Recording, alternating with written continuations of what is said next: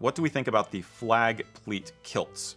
In other words, these are novelty, I'm using this term loosely, novelty kilts where the pleats of the kilt form a graphic, like a Rampant Lion or the Saltire flag or something else. What do we think of those? Is it okay to have a flag on your butt? The Saltire kilt was the first flag kilt. That was designed in 2003 by a guy named Robert Matheson from the Kilt Center over in Scotland. He had the House of Edgar weave it. It was wildly popular for about 6 or 7 years, where they sold miles of the stuff. House of Edgar was the only mill to weave the cloth, and they ended up making the kilts for Robert Matheson. He ended up doing another slightly different version of it, the Lionheart kilt, I believe it was called. When you stacked all the pleats up, you ended up with a lion. It's pretty cool looking tartan. There's been a debate about it. It's kind of, I wouldn't say fallen out of fashion, but less people care now. They're selling a lot less of it now than they were 10 years ago. The question ultimately turns to, isn't that disrespectful? You're sitting on the Saltire. You're sitting on the Scottish flag. Isn't that going against the flag code? In reality, no. I talked to Bill Whelan, who's the MD over at House of Edgar, and I asked him, I said, hey, have you ever had complaints about it? And he actually recalled a conversation that he and I had years ago, and I completely forgot about. And he said, yeah, I remember you saying to me, the flag kilt, don't you get complaints about that? And Bill, me being Bill, said, no, we don't get any complaints.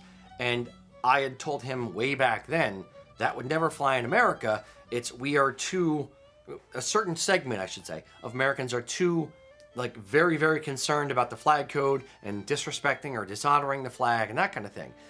And Bill's response is, in Scotland, we really don't care.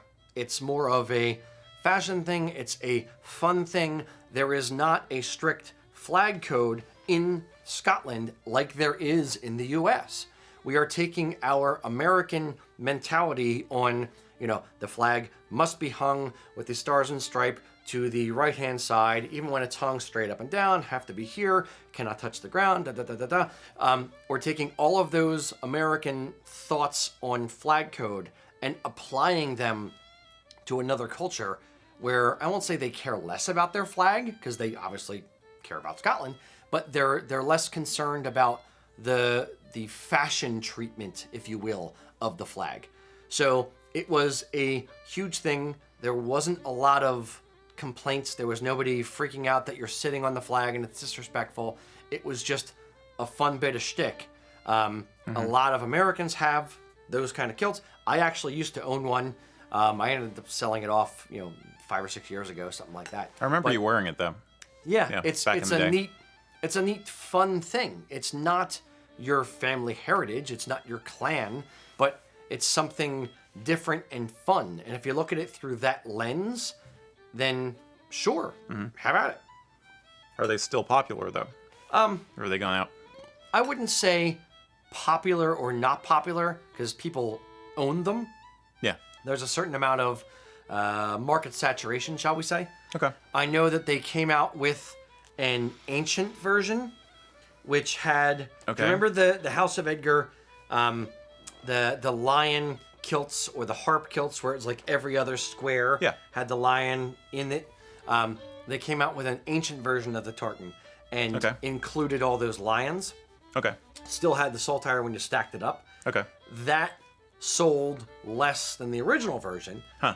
A, market saturation. B, it's kind of died off in popularity. It's still a cool thing-ish. It's still a neat-looking thing. It still exists. They still kind of tick along, but it's not the 20 miles of cloth sold in a year. It may be a piece or two of cloth. Okay. A piece meaning like 60 yards or so of cloth sold in a year. Yeah, for me, I wouldn't do it because there's enough of them out there that I wouldn't want to go to an event and, be like one of 2 or 3 guys who have it on.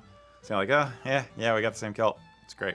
It's a little different from a clan tartan or something like that. If I went somewhere and somebody was wearing the same clan tartan kilt as me, I would actually want to speak to them. Like, exactly. Like, we may have, similar ancestors or some kind of similar story. Yeah. Versus something that's just a fashion thing that's the same. It's more of a, Oh shoot, there's somebody else wearing the same thing as me. If you're the only person in your community who's got one, then it's cool.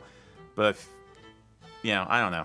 It's not for me. But I'm in favor of experimentation with kilts and kilt styles and tartan and quasi tartan kind of things like that. So, so it's on principle, I have no problem with it personally. Yeah. When fashion stagnates, it will die.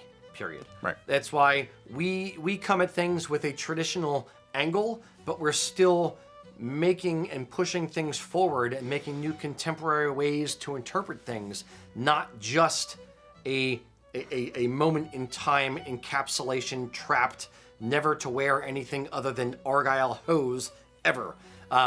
We're trying to push it forward and make sure people can still experience it and make it their own, not just here's your small box, stay in it mentality. Does that make sense? Yeah.